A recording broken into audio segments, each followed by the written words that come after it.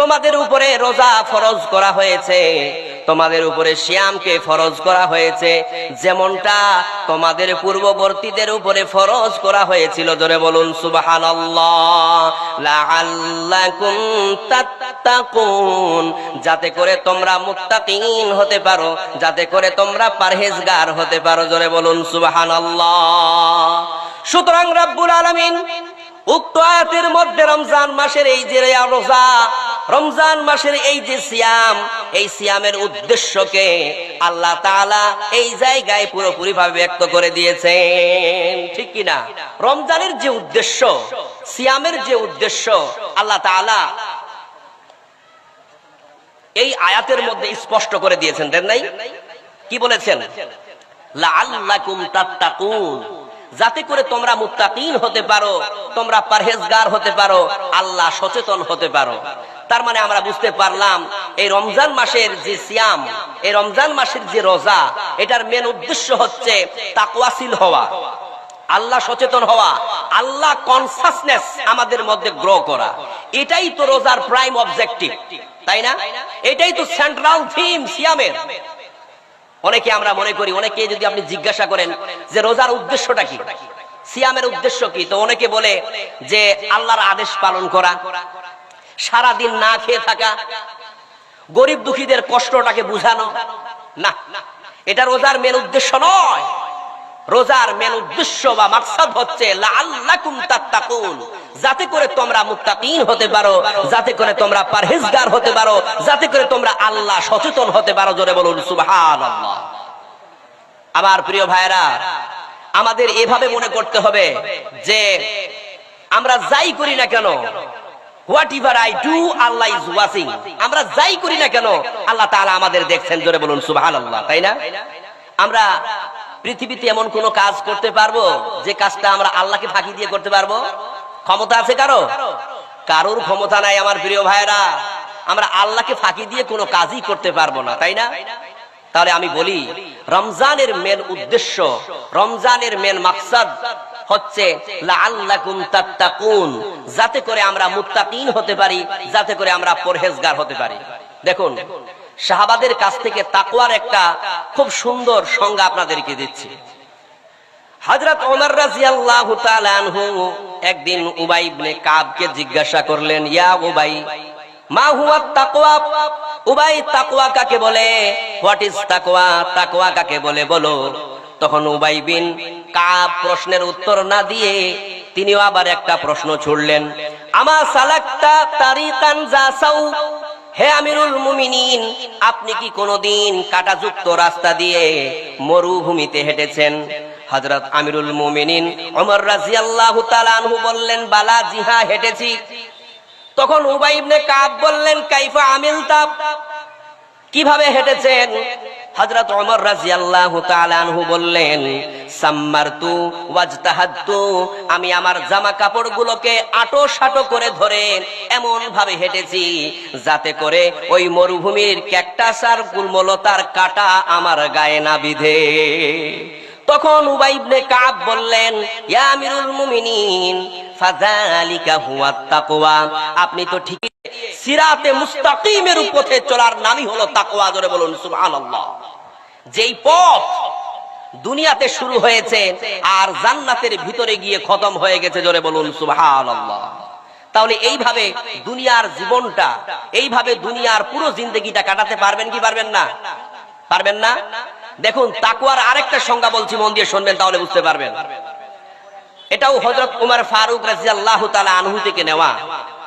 হযরত ওমর রাদিয়াল্লাহু তাআলা আনহু উনি ন্যায়পরায়ণ শাসক ছিলেন, তাই না? তো তিনি তার প্রজাদের হাল হকিকত অবস্থা জানার জন্য রাতে রাতে প্যাট্রোলিং করতেন, মানে ঘুরে ঘুরে দেখতেন, যেমন পুলিশেরা করে। তো এক রাতে তিনি ঘুরতে ঘুরতে রাতের শেষে তিনি ফিরে আসছেন। বুখারীর বর্ণনায় পাওয়া যায়, কানা ইয়াসকুনু ফি আওয়ালিল মাদিনা, হযরত ওমর রাদিয়াল্লাহু তাআলা আনহু মদিনার উঁচু এলাকায় থাকতেন। তো তিনি ফিরে আসার সময় এক প্রাচীর বেষ্টিত ঘরের ভিতর থেকে দুইজন ব্যক্তির কথোপকথনের আওয়াজ শুনতে পেলেন।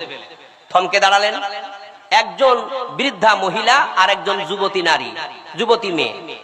তো বৃদ্ধা মহিলাটা হচ্ছে মা আর যুবতী মেয়েটা হচ্ছে তার মেয়ে।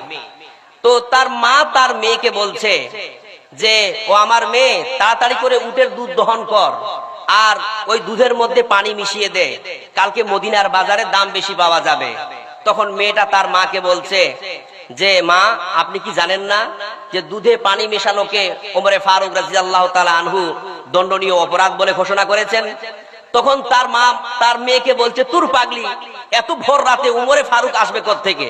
কি করে দেখতে পাবে যে আমরা এই চার দেওয়ালের মাঝখানে কি করতেছি? কেউ দেখবে না, তুমি তাড়াতাড়ি করে দুধে পানি মিশিয়ে দাও। তখন ওই মেয়েটা তার মাকে একটা উত্তর দিয়েছিলেন, বলেছিলেন, ইয়া উম্মি, হে আমার মা, লাউলা রা উমর, উমর দেখবে না ঠিকই, কিন্তু লা রা রাব্বা উমর, উমরের রব কিন্তু সব দেখে। মা জোরে বলুন সুবহানাল্লাহ।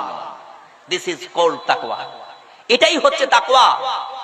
বিশ্বাস করুন আমার মুসলমান ভাইয়েরা, দিস সেন্স অ্যাকাউন্টেবিলিটি গ্রো করার নামই হচ্ছে তাকওয়া।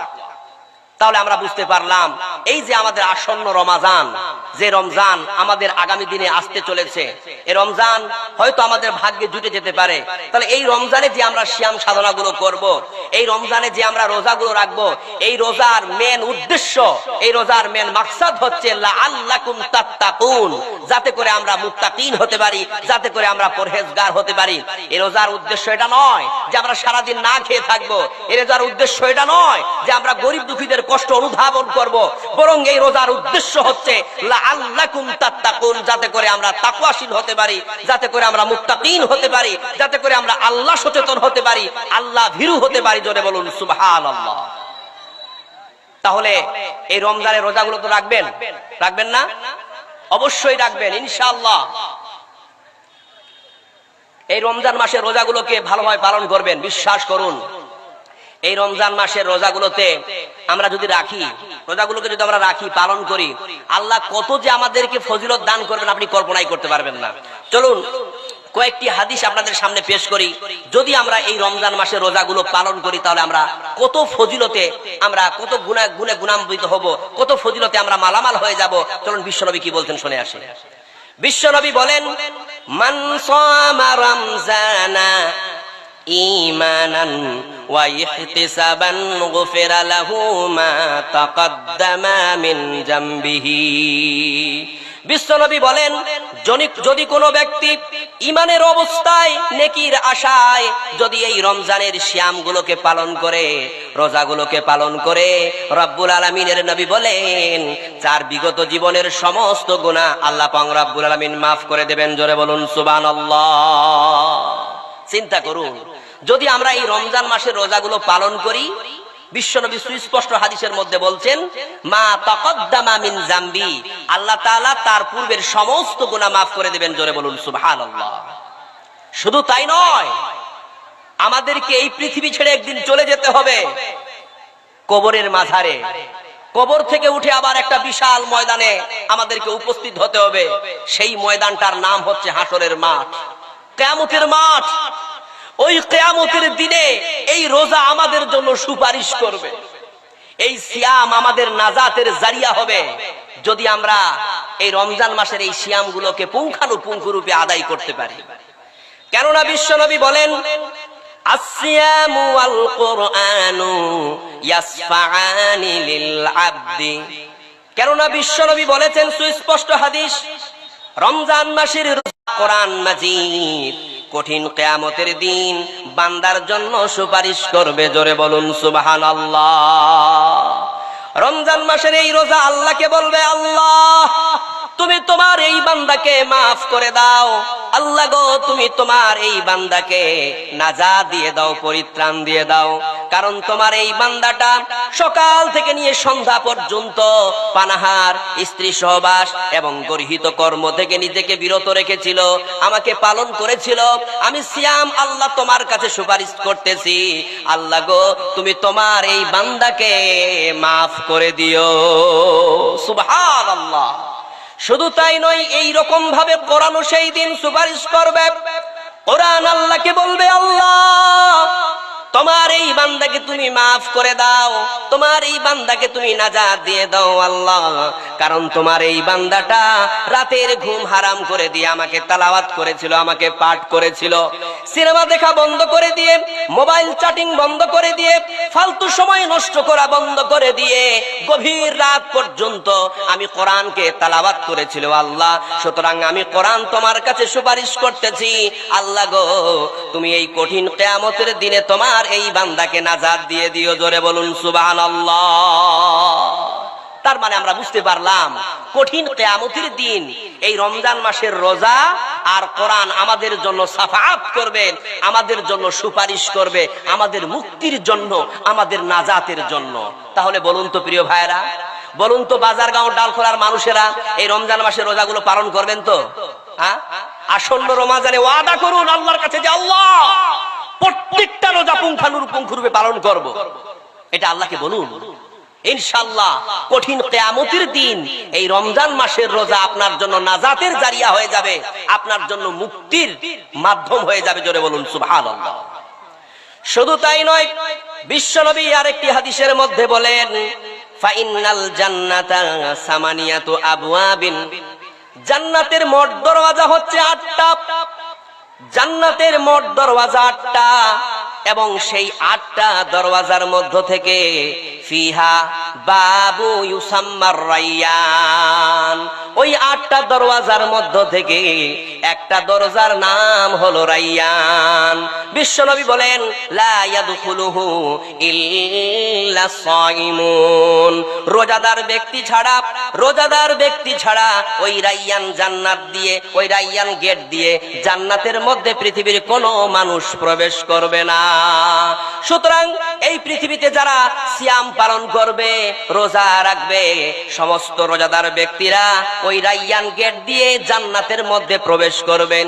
যখন সমস্ত রোজাদার ব্যক্তিরা ওই জান্নাতের মধ্যে প্রবেশ করে যাবে, তখন ওই রায়্যান জান্নাতটা, রায়্যান গেটটা চিরদিনের জন্য বন্ধ করে দেওয়া হবে। রায়্যান গেট বন্ধ হয়ে যাবে যখন রোজাদাররা সব প্রবেশ করে বসবে। শুধু তাই নয়, বিশ্বনবী আরেক জায়গায় বলেন যখন রোজাদার ব্যক্তিরা রায়্যান গেট দিয়ে জান্নাতে ঢুকবে, তখন তাদের তৃষ্ণাকে আল্লাহ তাআলা চিরদিনের জন্য মিটিয়ে দেবে। জোরে বলুন সুবহানাল্লাহ।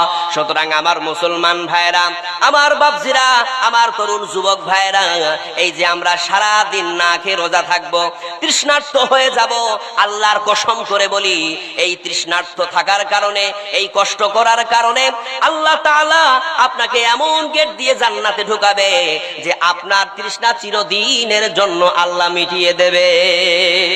তাহলে ওই কঠিন কিয়ামতের দিন তৃষ্ণার্ত হওয়া পছন্দ করবেন না ওই দিন তৃষ্ণার্ত বিহীন হয়ে আপনি থাকতে পছন্দ করবেন? ওই দিন যদি তৃষ্ণার্ত বিহীন থাকতে চান, যদি ওই তৃষ্ণাকে মেটাতে চান, তাহলে আজকে এই আসন্ন রমজানকে অবহেলা করবেন না আমার প্রিয় ভাইরা। এই রমজান মাসের রোজাগুলো অবশ্যই পালন করবেন। করবেন তো? আমরা যাতে করে এই রমজান মাসের রোজাগুলো পালন করতে পারি, এটাই আমার একান্ত অনুরোধ আপনাদের কাছে থাকবে। আজকের এই আশাতে যদি আপনাদের মধ্যকার 10 জন ব্যক্তিকে আমি উদ্বুদ্ধ করতে পারি এই রমজান মাসের সিয়াম পালন করার জন্য, তাহলে আমি নিজেকে ধন্য মনে করব। আমার তরুণ যুবক ভাইয়েরা, আমার অনেক বাপজিরা রয়েছেন, আমি আপনাদেরকেও বলি, আপনাদের সন্তানরা যদি উপযুক্ত হয়ে যায়, তাদেরকে রমজান মাসের সিয়াম পালন করার জন্য আপনারা সাজেশন দিন, তাদেরকে বাধ্য করান, ওরা যেন রমজান মাসের রোজাগুলো পালন করে। এই রমজান মাসের রোজা কিয়ামতের দিন আপনার জন্য নাজাতের জারিয়া হবে। এই রমজান মাসের রোজা আপনাকে জান্নাতে ঢুকিয়ে দেবে। এই রমজান মাসের রোজা আপনার বিগত জীবনের সমস্ত পাপগুলোকে মাফ করে দেবে, আপনাকে মাসুম করে দেবে, আপনাকে বেগুনাহ করে দিবে। পুরো এই রমজান মাস, যে রমজান মাস আমাদের আসতে চলেছে, একদম নিকটে চলে এসেছি আমরা। খবরদার, আমি অনুরোধ করে বলবো এই রমজান মাসকে অবহেলা করবেন না, এই রমজান মাসের রোজাগুলোকে অবহেলা করবেন না, এই রোজাগুলোকে রাখার চেষ্টা করবেন, এই রোজাগুলোকে পালন করার চেষ্টা করবেন। দেখুন আমার প্রিয় ভাইরা, এই যে সামনে আমাদের রমজান মাস আসছে, তাই না? এই রমজান মাসের মধ্যে একটু মন দিয়ে শুনবেন, এই রমজান মাসের মধ্যে আল্লাহ তাআলা 5টি স্পেশালিটি ইবাদত কেবলমাত্র এই রমজান মাসে দান করেছেন, যে ইবাদত গুলো রমজান মাস ব্যতিরেকে অন্য কোনো মাসে নেই, পাওয়া যাবে না। 5টি স্পেশালিটি ইবাদত পাঁচটি এমন ইবাদত যে ইবাদত গুলোকে আল্লাহ তাআলা রমজান মাসে দিয়েছেন, যেই ইবাদত গুলোকে আল্লাহ তাআলা রমজান মাসে দান করেছেন, ওই ইবাদত গুলো অন্য মাসে নাই। বুঝা গেল না? তাহলে জানা লাগবে তো ওই পাঁচটি ইবাদত কি। চলুন আপনাদেরকে এক এক করে বলি, মন দিয়ে শুনবেন। নাম্বার 1, সাহারি। এই যে সাহারি খাওয়া, এটা কি? এটি একটি ইবাদত। এই সাহারি খাওয়া ইবাদতটা অন্য মাসে আছে?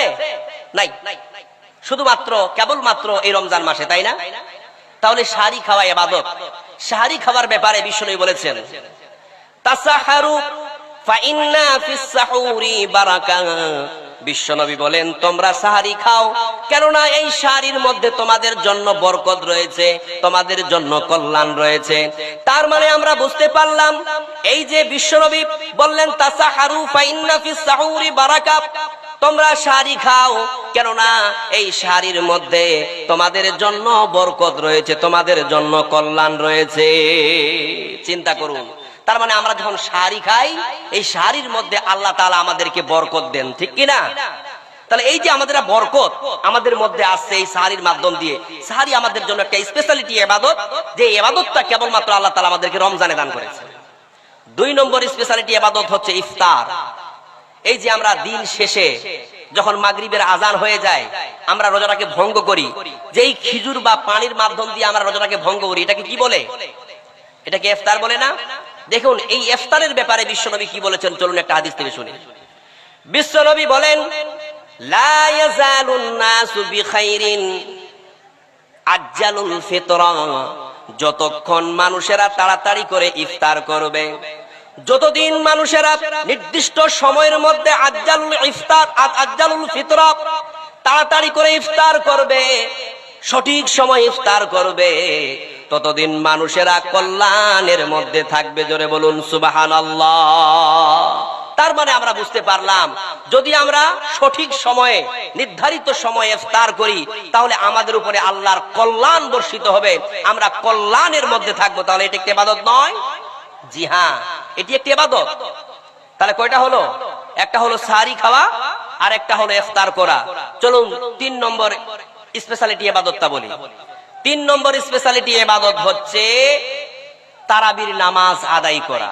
এই যে আমরা এশার নামাজের পর তারাবির নামাজ আদায় করব, এটা একটা স্পেশালিটি ইবাদত, যেটা আল্লাহ তাআলা আমাদেরকে কেবলমাত্র রমজান মাসে দান করেছেন। এই তারাবির ব্যাপারে বিশ্বনবী কি বলেছেন, চলুন একটা হাদিস থেকে শুনে আসি।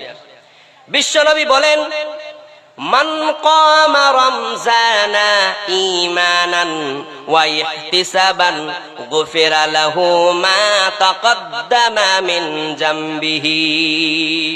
যদি কোনো ব্যক্তি ঈমানের অবস্থায় নেকির আশায় এই তারাবির নামাজ আদায় করে, বিশ্বনবী বলেন তার বিগত জীবনের সমস্ত গুনাহ আল্লাহ তাআলা মাফ করে দেবেন। জোরে বলুন সুবহানাল্লাহ।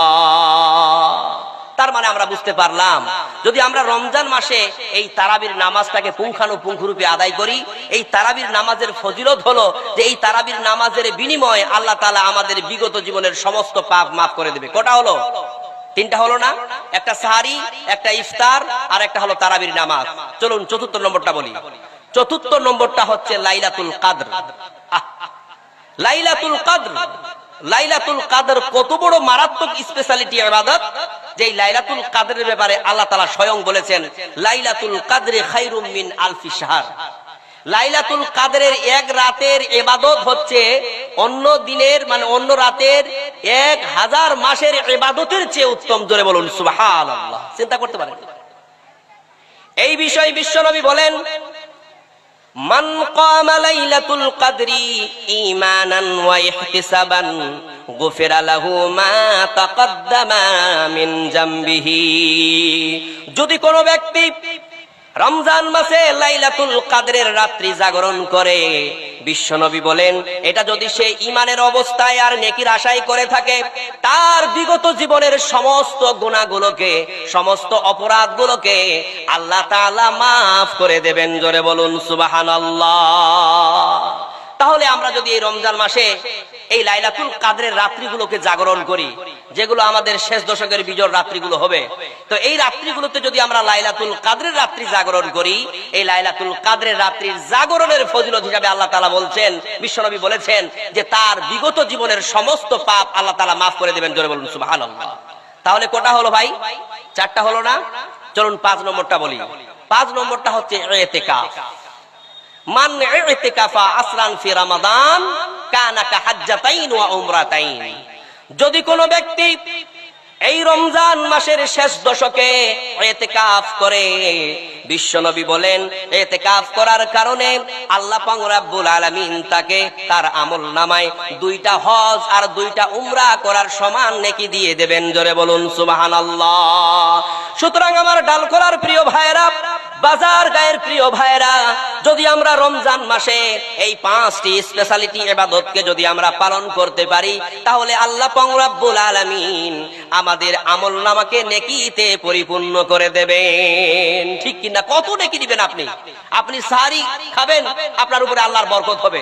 আপনি ইফতার করবেন, আপনি কল্যাণের উপরে থাকবেন। আপনি তারাবির নামাজ পড়বেন, আল্লাহ তাআলা আপনার বিগত জীবনের সমস্ত পাপ মাফ করে দেবে। আপনি লাইলাতুল কাদরের রাত্রি জাগরণ করবেন, আপনাকে 1000 মাসের ইবাদতের সমতুল্য আপনাকে নেকি দেওয়া হবে। আপনার বিগত জীবনের সমস্ত পাপ মাফ করে দেওয়া হবে। আপনি যদি ইতিকাফ করেন, তাহলে আপনাকে 2টো হজ এবং 2টো উমরা করার সমান আল্লাহ তাআলা আপনার আমলনামায় নেকি ঢেলে দেবেন। জোরে বলুন সুবহানাল্লাহ। কত নেকি, কত সওয়াব আপনি কল্পনাই করতে পারবেন না। এত নেকিতে আল্লাহ তাআলা আমাদের আমলনামাকে ভরে দেবেন, আমাদের জীবনকে ভরে দেবেন, কেবলমাত্র এই রমজান মাসে। তাহলে এই রমজান মাস অবহেলা করা যাবে? অবহেলা করবেন? খবরদার। আমার প্রিয় ভাইরা, এই রমজান মাসকে অবহেলা করবেন না।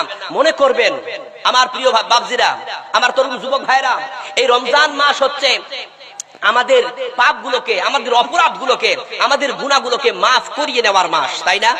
তাহলে বিশ্বনবী একটা হাদিসে বলেছেন, যে ব্যক্তি রমজান মাস পেল, যে ব্যক্তি এই রমজান মাস পেল আর তার অপরাধগুলোকে, তার পাপগুলোকে সে মোচন করে নিতে পারলো না, ওর মতো হতভাগা আর পৃথিবীতে কেউ নেই। চিন্তা করতে পারেন, এই রমজান মাস আমাদের সামনে আসছে, এই রমজান মাসটাকে আমরা এমন ভাবে গ্রহণ করবো, এমন ভাবে ক্যাচ করব, যাতে করে এই রমজান মাসে আমরা আমাদের বিগত জীবনের সমস্ত পাপ মাফ করে দিতে পারি। এই যে আমার বাজারগাঁও ডালখোলার প্রিয় ভাইয়েরা, বাবজিরা, পাপ নাই পৃথিবীতে এমন কেউ আছে? হ্যাঁ, আপনারা বুকে হাত দিয়ে বলতে পারবেন যে আমি কোনোদিন পাপ করি নাই? বলতে পারবেন? হ্যাঁ, না, এ কথা বলার পৃথিবীর কোনো মানুষের ক্ষমতা নাই। আছে? নাই। কেননা বিশ্বনবী সুস্পষ্ট একটা হাদিসের মধ্যে বলছেন, কুল্লু বানি আদামা খাত্তাউন, প্রত্যেকটি আদম সন্তান খাতাকার। পৃথিবীর প্রত্যেকটা মানুষ হচ্ছে পাপী। ওয়া খায়রুল খাত্তাইনা আত-তাওয়াবুন, এবং সেই সকল পাপীদের মধ্য থেকে উত্তম হচ্ছে সে ব্যক্তি যে ব্যক্তি পাপ করার পর আল্লাহর কাছে ফিরে আসে, ক্ষমা চায়, তওবা করে। জোরে বলুন সুবহানাল্লাহ। তার মানে আমরা বুঝতে পারলাম, এই পৃথিবীতে যত মানুষ আছে সকল মানুষেরাই পাপী। মানুষ মাত্রই পাপ হবে, পাপ নাই পৃথিবীতে এমন কোন মানুষ নাই। কিন্তু ওই সকল পাপীদের মধ্য থেকে উত্তম হলো সে ব্যক্তি যে ব্যক্তি পাপ করার পর আল্লাহর কাছে ফিরে আসে, তওবা করে, ক্ষমা চায়। জোরে বলুন সুবহানাল্লাহ। এই জন্য রাব্বুল আলামিন বলেন, ইয়া আইয়ুহাল্লাযীনা আমানু তুবু ইলাল্লাহি তাওবাতান নাসুহা। ওহে বিশ্বাসীরা, পাপ করেছো, অপরাধ করেছো, আমার কাছে ফিরে আসো, ক্ষমা চাও। ক্ষমা চাওয়ার মতো ক্ষমা চাইলে আমি আল্লাহ তোমাদের মাফ করে দেব। জোরে বলুন সুবহানাল্লাহ। কোথাকার? আল্লাহ নিজে বলছেন যে ওহে অপরাধীরা, ওহে পাপীরা, যদি তোমাদের দ্বারা কোনো পাপ হয় আমার কাছে ফিরে আসো, ক্ষমা চাও, আমি তোমাদেরকে মাফ করে দেব। তাই আপনাদেরকে সাজেশন করি, যখনই দেখবেন আমাদের দ্বারা কোনো অপরাধ হয়ে যাবে, কোনো গুনাহ হয়ে যাবে, কাম টু ইওর লর্ড, সঙ্গে সঙ্গে প্রভুর কাছে ফিরে আসুন, ক্ষমা চান। ক্ষমা চাওয়ার মতো ক্ষমা চাইলে অবশ্যই আল্লাহ তাআলা মাফ করবেন ইনশাআল্লাহ। এই আল্লাহ মাফ করবে বিশ্বাসটা আছে তো? এই যে ভাইরা, আল্লাহ মাফ করবে বিশ্বাসটা আছে? দেখুন আমার প্রিয় ভাইরা, আমাদের আদি পিতা হযরত আদম আলাইহিস সালাম, তিনিও তো পাপ করেছিলেন, করেন নাই? পৃথিবীতে শত শত বছর কান্নাকাটি করার পর আল্লাহ তাআলা আদমকে ডেকে বললেন, আদম, আমি তোমাকে কিছু বাক্য শিখিয়ে দিচ্ছি, কিছু কালেমা শিখিয়ে দিচ্ছি, এই কালেমাগুলি দিয়ে তুমি আমার কাছে ক্ষমা চাও, আমি আল্লাহ তোমাকে মাফ করে দেব। জোরে বলুন সুবহানাল্লাহ। অতঃপর ফাতালাক্কা আদামু মির রাব্বিহি কালিমাতিন, আদম আলাইহিস সালাম আল্লাহর কাছ থেকে কিছু কালেমা শিখে নিলেন এবং সেই কালেমাগুলি দিয়ে আল্লাহর কাছে ক্ষমা চাইতে লাগলেন। রব্বানা যালামনা ওয়া আনফুসানা ওয়া ইল্লাম তাগফির লানা ওয়া তারহামনা লানাকুনান্না মিনাল খাসিরিন। আদম আলাইহিস সালাম আল্লাহকে বলতে লাগলেন, আল্লাহ আমি আমার আত্মার উপরে অত্যাচার করেছি, আমি আমার নাফসের উপরে জুলুম করেছি, আল্লাহ তুমি আমাকে মাফ করে দাও, তুমি আমাকে ক্ষমা করে দাও। আল্লাহ তুমি যদি আমাকে মাফ না করো, তুমি যদি আমাকে ক্ষমা না করো, তাহলে আমি সীমা লঙ্ঘনকারীদের অন্তর্ভুক্ত হয়ে যাব। ফাতাবা আলাই ইন্নাহু হুয়াত তাওয়াবুর রহিম। অতঃপর রব্বুল আলামিন আদম আলাইহিস সালামকে মাফ করে দিলেন, কেননা আল্লাহ পাক রব্বুল আলামিন হলেন মাফকারী এবং তিনি হলেন ক্ষমাকারী। চিন্তা করুন, আদম আলাইহিস সালাম ভুল করার পর কার কাছে ক্ষমা চাইলেন বলুন? আল্লাহর কাছে। আল্লাহ মাফ করে দিলেন তো। তাহলে এখন যদি আমরাও ভুল করার পর আল্লাহর কাছে ক্ষমা চাই, আল্লাহ মাফ করে দেবে না? এই বিশ্বাস আছে তো? আল্লাহ যখন আদমকে মাফ করে দিয়েছে, তাহলে আমাদেরকেও মাফ করে দেবে ইনশাআল্লাহ। শুধুমাত্র আমাদের একটা কাজ করতে হবে। কাজটার নাম কি? তওবা। আল্লাহর কাছে ক্ষমা চাওয়া, আল্লাহর কাছে এসে আল্লাহর কাছে ক্ষমা চাওয়া, এই কাজটা করলেই আল্লাহ তাআলা আমাদের ক্ষমা করবেন। একটা কথা বলি, যদি বাচ্চা না কান্না করে তো বাচ্চার মাও তো তার বাচ্চাকে দুধ দেয় না। তাহলে আমরা যদি আল্লাহর কাছে না কান্নাকাটি করি, আল্লাহর কাছে না চাই, আল্লাহ আমাদেরকে অমনিতে দেবে? কি করে দেবে? আমরা যখন আল্লাহকে বলবো যে আল্লাহ আমি অমুক অপরাধটা করে দিয়েছি, আল্লাহ আমি অমুক পাপটা করেছি, আল্লাহ আমার দ্বারা অমুক গুনাহটা হয়ে গেছে, তুমি আমাকে মাফ করে দাও, আমি সারেন্ডার হচ্ছি, আমি গুনাহগার, আমি পাপী, আল্লাহ তুমি আমাকে মাফ করে দাও, তখনই তো আল্লাহ আমাদের মাফ করবে। তাহলে এই যে আসন্ন রমজান, আমাদের কাছে রমজান মাস আসছে, এই রমজান মাসে আমরা বেশি বেশি করে আল্লাহর কাছে কি করব? কান্নাকাটি করে আল্লাহর কাছে ক্ষমা চাইবো, যাতে করে আল্লাহ তাআলা আমাদের বিগত জীবনের সমস্ত পাপ মাফ করে দেয়। ঠিক তাই কিনা? আমরা কত পাপ করেছি, এই যে আমার বাজার গাঁও ডালখোলার প্রিয় ভাইরা, আমরা কত পাপ করেছি, কোনো হিসাব আছে? হ্যাঁ, আমাদের পাপের ব্যাপারে পৃথিবীর কেউ না জানলেও জানে কে বলুন? আল্লাহ তাআলা। পৃথিবী না জানুক আমি তো জানি, আমি কি পাপ করেছি, হায় আমার পাপের করলে বিচার, বাঁচার আমার নাই উপায়, দয়াময় প্রভু মাফ করো আমায়, মাফ করো আমায়। পৃথিবী না জানুক আমি তো জানি, আমি কি পাপ করেছি, হায় আমার পাপের করলে বিচার, বাঁচার আমার নাই উপায়, দয়াময় প্রভু মাফ করো আমায়, মাফ করো আমায়। লিল্লাহি তাকবীর। আমরা যতক্ষণ না আল্লাহর কাছে চাইবো, আল্লাহর কাছে আমরা ক্ষমা প্রার্থনা করব, ততক্ষণ পর্যন্ত আল্লাহ আমাদের পাপ মাফ করবে না। আমাদের উচিত হবে যে আমরা সবসময় আল্লাহর কাছে ফিরে আসবো, আল্লাহর কাছে ক্ষমা চাইবো, কারণ আমাদের পাপের ব্যাপারে আল্লাহ পাক সব চাইতে বেশি ভালো জানেন, তাই না?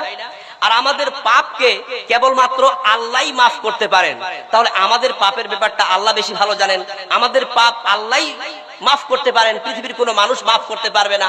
তাহলে আমরা আমাদের পাপের ব্যাপারগুলোকে, আমরা আমাদের অপরাধগুলোকে পৃথিবীর কোনো মানুষের কাছে গিয়ে শেয়ার করবো কেন? আমরা পৃথিবীর কোনো মানুষের কাছে গিয়ে কেন বলবো যে পীর বাবা আমি অমুক পাপ করেছি, হুজুর আমি অমুক পাপ করেছি? না, আপনার পাপ পৃথিবীর কোনো মানুষকে বলার প্রয়োজন নাই। আপনার পাপ আপনি ডাইরেক্ট আল্লাহকে শেয়ার করবেন আর বলবেন আল্লাহ তুমি আমাকে মাফ করে দাও, অবশ্যই আল্লাহ তাআলা মাফ করে দেবেন। এই জন্য রাব্বুল আলামিন বলেন, গোলাম আমি হলাম গাফিরুজ যাম কাবিলুত তাওব, আমার কাজ হলো তওবা কবুল করা, গুনাহ ক্ষমা করা। যদি তোমাদের দ্বারাই গুনাহ হয়ে যায়, পাপ কাছে ক্ষমা চাও, আমি তোমাদেরকে মাফ করে দেব, কারণ আমার কাজই হলো গুনাহ ক্ষমা করা। জোরে বলুন সুবহানাল্লাহ। দেখুন, শয়তানের কাজ হচ্ছে ওয়াসওয়াসা দিয়ে মানুষের দ্বারাই পাপ করিয়ে নেওয়া, আর মানুষের কাজ হচ্ছে পাপ করে ফেলা, আর আল্লাহর কাজ হচ্ছে পাপ মাফ করা। জোরে বলুন সুবহানাল্লাহ। শয়তান একদিন আল্লাহকে বলছে, আল্লাহ আপনি তো আমাকে জাহান্নামে দেবেন, ঠিক আছে, তো আমি একাই জাহান্নামে যাব না, আমি আপনার বান্দাদের সাথে নিয়ে জামাতে জাহান্নামে ঢুকবো, আপনি পারলে জাহান্নামে আরেকটা বানান।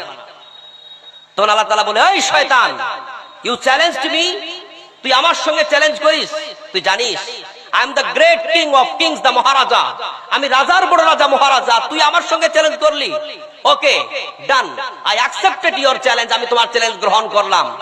তুই আজীবন আমার বান্দাদেরকে ওয়াসওয়াসা দিয়ে তুই আমার বান্দাদেরকে পাপে নিমজ্জিত করে দিবি, পাপ করিয়ে দিবি, আর আমার ওই বান্দা যদি কোনো একদিন অনুতপ্ত হয়ে অনুশোচনায় কাতর হয়ে এভাবে বাজার গায়ের যে জলসার আয়োজন হয়েছে এরকম একটা কোন জলসার মাহফিলে এসে বসে চোখের পানি ছেড়ে আমার কাছে না করতে, তাহলে আমি তোমাদের ধ্বংস করে দিয়ে তোমাদের জায়গায় এমন এক জাতি বানাতাম যারা সকালে পাপ করে দুপুরে ক্ষমা চাইতো, দুপুরে পাপ করে রাত্রে ক্ষমা চাইতো, রাত্রে পাপ করে আগামীকাল ক্ষমা চাইতো, আর আমি আল্লাহ মাফ করে দিতাম। জোরে বলুন সুবহানাল্লাহ। আল্লাহ মাফ করাকে পছন্দ করে। বান্দা আমরা যখন আল্লাহর কাছে চাই তখন আল্লাহ প্রচন্ড খুশি হয়ে যায়, প্রচন্ড আনন্দিত হয়ে যায়।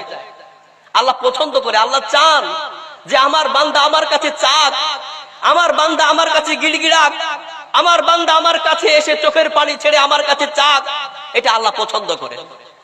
এই জন্যই বিশ্বনবী বলেন, ওয়াল্লাহি ইন্নী লাস্তাগফিরুল্লাহ ওয়া আতুবু ইলাইহি ফিল ইয়াউম আকসারা মিন ৭০ মাররা।